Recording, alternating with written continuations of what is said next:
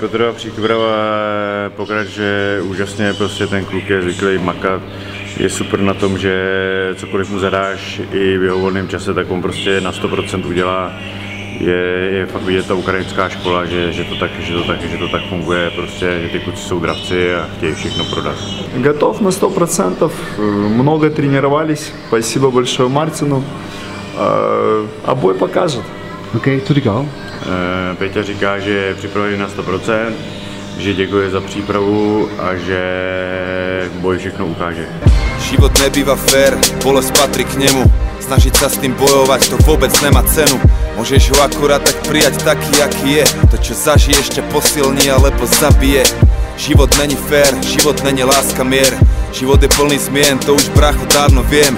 Čoho sa najviac bojíš, môže prísť každý deň. Vyjebaný čert je s tebou stále jak tvoj vlastný tieň. A nemáš isté nič, a všetko čo máš dnes, zajtra nemusí byť.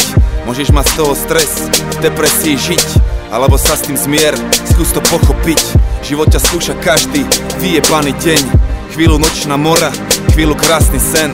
Dostal si svoje karty a musíš hrať jak vieš. A pamätaj si, brácho, s osudom nevyjebeš.